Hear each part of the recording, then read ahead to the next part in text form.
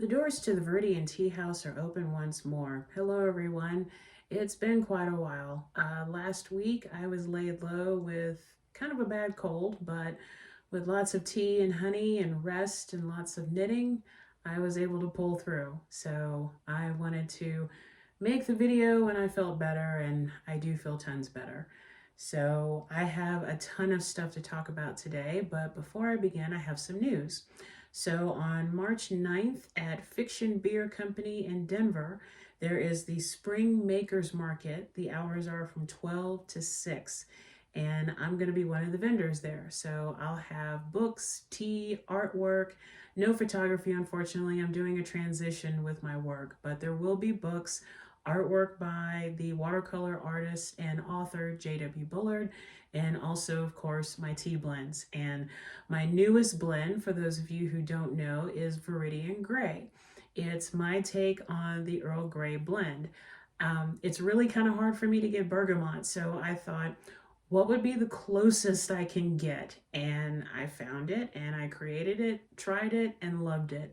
So you can pick up a bag of Viridian Grey through my website, viridianteacompany.com, which will be posted on this video once I'm done uploading it. But again, this March the 9th is the Spring Makers Market at Fiction Beer Company in Denver. Hours are from 12 to 6. Hope to see you there. Right, so I've got two books that really have nothing to do with each other, and I love it. And I have to give mad props to Denver Public Library for having these books.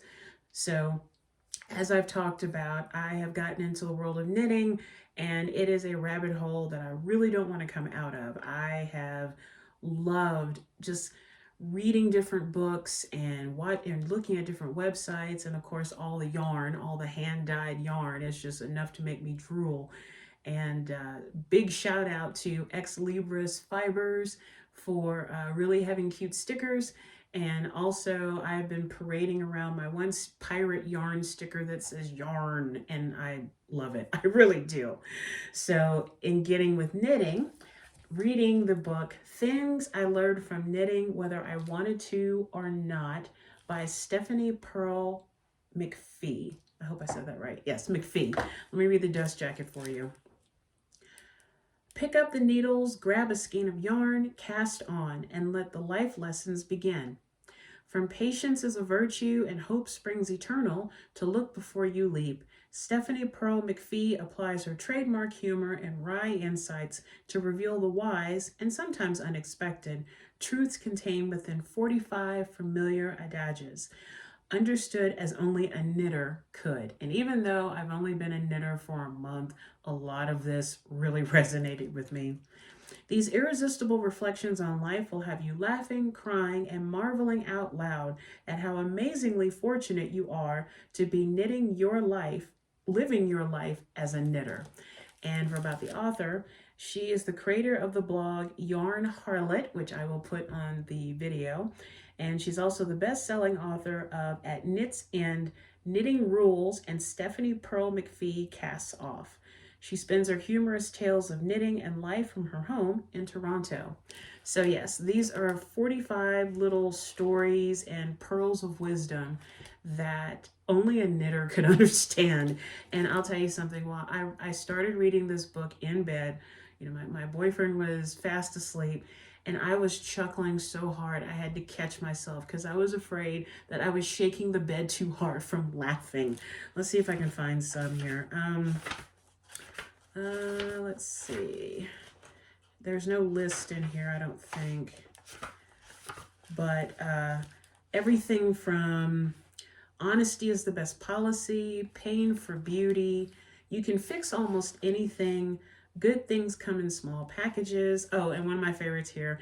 Knitting is still trying to teach me that the knitting muses have an excellent, if cruel, sense of humor. And you can't make a silk purse out of a sow's ear. And don't worry, be happy. So those are just a couple of things that she's learned from knitting, which if you check out this book, you will thoroughly enjoy it. And you know, one thing that I've noticed with my knitting is that I'm not stressed out when I'm still learning. I still have that beginner's mind. I know I'm going to make mistakes, Like, it took me forever to figure out how to purl. And then when I got it, I was like, wait, that's what purl is? Oh, that's easy. Casting off, that took me forever until while I was sick. And I think I was watching anime, Ergo Proxy, which, by the way, if you're into anime, check out Ergo Proxy. It is one of the best animes out there. So I said, I've got to figure out how to cast off. I'm just going to figure this out. And I remembered what I learned from RJ Knits. And I said, all right, do it. And then I went, oh, wait, I just cast off. This is amazing. So right now I can knit, I can purl, and I can cast off. I can't make a sweater, but I'm currently making a really nice scarf or whatever it turns out to be. I can make little placemats for my teacups, and I'm pretty proud of myself because when all of this started on February 1st, I had no idea what I was doing. And I still don't know what I'm doing, but according to Stephanie Pearl-McPhee, have fun while you're doing it. And that's exactly what I'm doing. So for things I learned from knitting, whether I wanted to or not, it does receive 4 pots of tea from Viridian Tea House. Actually, it does receive a 5, so pretend that 4 is really a 5 because it really was one of the best books I've ever read. And even if I'd never gotten into knitting, I still would have enjoyed it. So Stephanie, if you're watching this, I really, really appreciate this book. It was fantastic, and it was a great reminder as a knitter that even seasoned knitters still make mistakes. So thank you very much for this book. Thank you. So the other book that has nothing to do with knitting, so as a challenge for myself this year with Goodreads, I'm trying to branch out of my comfort zones in terms of reading. I want to read more Westerns. I'm not really a Western fan. I'd like to read more romance. I'd also like to read more philosophy. I did enjoy philosophy in college, but it kind of tapered off. So I saw this book at Arapahoe Library, many thanks to Sheridan, and I said, this kind of sounds like something I'd be interested in. And I checked it out, read it, and I really enjoyed it. And that is A Caribbean Heiress in Paris by Adriana Herrera. And again, whenever I see like the little hearts, I think, oh, romance. I'm not really into romance. And I thought, Kimberly, just try. What's the worst that could happen? The worst that could happen is I really, really enjoy the book. So let me read the dust jacket for you. Paris, 1889. The Exposition Universelle is underway, drawing merchants from every corner of the globe, including Luz Alana Heath Benzon, heiress to the Caña Brava rum empire. Luz Alana set sail from Santo Domingo, armed with her 300 casks of rum, her 2 best friends, and one simple rule: under no circumstances is she to fall in love. In the City of Lights, she intends to expand the rum business her family built over 3 generations, but buyers and shippers alike can't imagine doing business with a woman, never mind a woman of color. This, paired with being denied access to her inheritance unless she marries, leaves the heiress in a very precarious position. Enter James Evanston Sinclair, Earl of Darnick, who has spent a decade looking for purpose outside of his father's dirty money and dirtier dealings. Ignoring his title, he's built a whiskey brand that's his biggest and only passion. That is, until he's confronted with a Spanish-speaking force of nature who turns his life upside down. From their first tempestuous meeting, Luz Alana is conflicted. Why is this titled and infuriatingly charming Scottish man so determined to help her?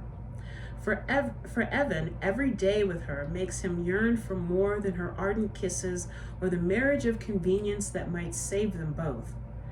But Luz Alana sailed for Paris, prepared to build her business and her future. What she wasn't prepared for was love finding her. And about the author, she's a USA Today best-selling author. She was born and raised in the Caribbean, but for the last 15 years had let her job and her spouse take her all over the world. She loves writing stories about people who look and sound like her people, getting unapologetic, happy endings. And she does have a website, which I'll put on the video once I upload it. So, you know, you see a cover like that and you're like, okay, this is definitely romance. But what I wasn't prepared for was the women, all of the, Lizalana and her friends and even her little sister were all very intelligent, very autonomous, and they stood their ground as being women of color in Paris. And I like the initial meeting between Lizalana and Evan. And it was just this word play, flirting back and forth, back and forth. And I do have to admit, the intimate scenes were quite, oh la la. They were like, wow. And you know, I told my boyfriend this, I said, so I no longer feel bad that one of my upcoming books coming out this year, hopefully, is The Blood Emperor, which deals with Napoleon Bonaparte. And I wrote many a sex scene in that book. After reading this, I don't feel bad about the sex scenes that, should you buy the book, that you'll be reading. But yes, the sex scenes were incredible, very visual, and it was a damn good story. You know, I'm gonna cuss. It was a damn good story. And I had to admit, but I flipped toward the end and I was like, all right. Do they actually stay together? And I looked and I was like, okay, I'm good with this. So, but I love the story. I love the characters. I actually felt like I was there, not when they were in the bedroom, but all in all, this was a really well-written story. And I just found myself truly enjoying it, even without the sexy scenes. But excellent. So, A Caribbean Heiress in Paris does receive 4 pots of tea from Viridian Tea House, which actually should be 5, but I can't find my 5, so yeah, you know. But yes, Adriana, if you're watching this, merci beaucoup pour un livre. Thank you so much. I really want to read more of your work. I really do. So thank you. Right, so now, before getting to the tea part, I do want to talk about some music that I recently discovered. So I don't have the CD, and I don't think that they offer it in CD, but I was turned on to, I did print it out, to this band called Octavian Winters.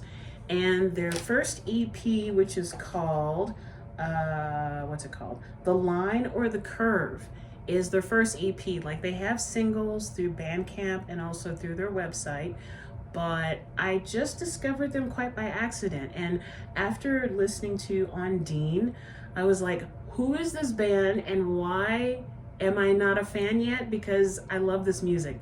It's post-punk, gothic, emotional, heavy. It casts you away. And my all-time favorite song on the EP is Undertow. I really like Undertow. That's my song right there. But Ondine, and I wrote a couple of notes, I said it was haunting, maddening in a good way. And the video for it is absolutely fantastic. If you have access to YouTube, check out Octavian Winters, Ondine, and just be cast away. But I do show my support, because I actually purchased a mug from the band. So that's my official Octavian Winters mug. But yes, so the EP, The Line or the Curve, this is what it looks like. It is available through their website, I think, and also through Bandcamp. And it was produced by William Faith, who I'm a really, really big fan of his music. If you've never heard of him, he is amazing, super, super talented. He was part of Faith in the Muse, and he's also part of the Bellwether Syndicate, which they put out a new album kind of recently. So, but yes, Octavian Winters hails from San Francisco, California. If you're looking for just excellent music, whether or not you're into goth or post-punk, definitely check out Octavian Winters, The Line or the Curve. It is phenomenal. And that leads me to, with my lovely Octavian Winters mug, to our tea. So this tea is absolutely new. I got this from my friend Keith, who has the Instagram handle ABQ Indie Bookstores, which I'll put his link in the video. So today's tea comes from Old Barrel Tea Company, and this is Green Chile Biscochito, which is apparently the official cookie of New Mexico. And Old Barrel Tea Company has locations in both New Mexico and Colorado. So I was like, I know of the one that's in Golden, but I didn't realize that they also had locations in New Mexico. So that's really cool. I love New Mexico. So the Green Chile Biscochito is sencha green tea, cinnamon, anise, cacao shells, hatch, New Mexico green chile powder, chamomile, and natural flavors. So let me just tell you, I don't know if you can see it in I know it's got a reflection, but when I opened up the tin and I did my customary sniff, it made me think of something that I would love to marinate like beef or chicken or lamb with. The scent was truly out of this world. This combination of like a spicy chocolate with just a hint of grassy vegetal. So I was like, all right, I am ready to try this tea. So once again, in my lovely Octavian Winters mug, this is Green Chile Biscochito from Old Barrel Tea Company.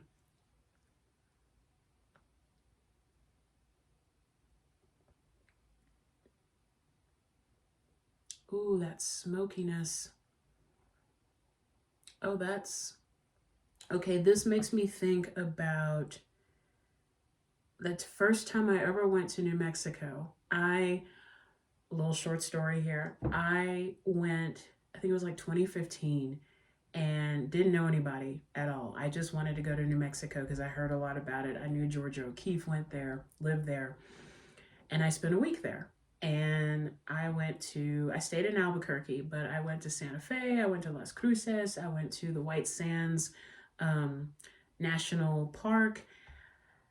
And I remember the feeling that I got when I was in New Mexico. It was unlike anything I'd ever felt before. It was calm, it was very laid back. Time was very different in New Mexico. And drinking this tea just sent me right back to that trip. So if anybody from Old Barrel Tea Company is watching this, this takes me back to that one trip that I took. And actually, when I came out here to Colorado, I kept feeling that same feeling. I was like, what is this? It's like, what? I'm feeling something. And it made me think, oh, this is just like the time I went to New Mexico. So yeah, this is,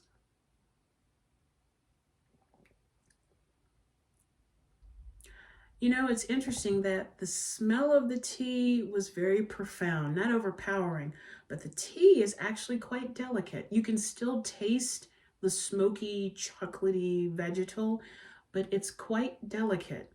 I like that very much.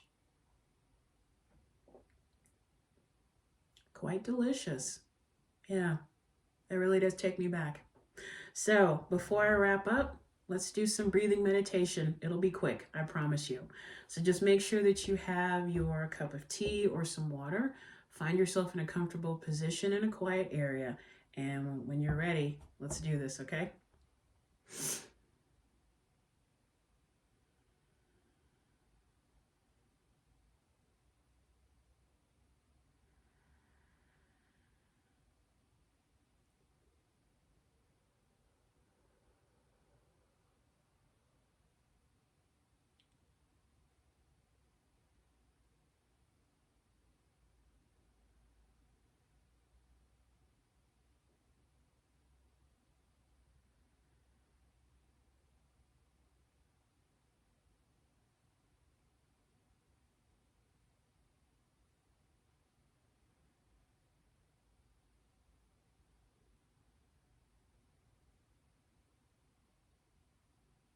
And now let's end this meditation with a deep breath in through the nose and out through the mouth.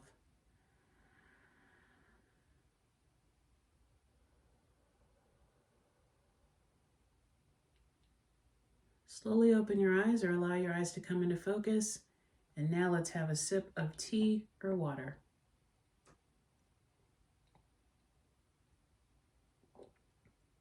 delicious.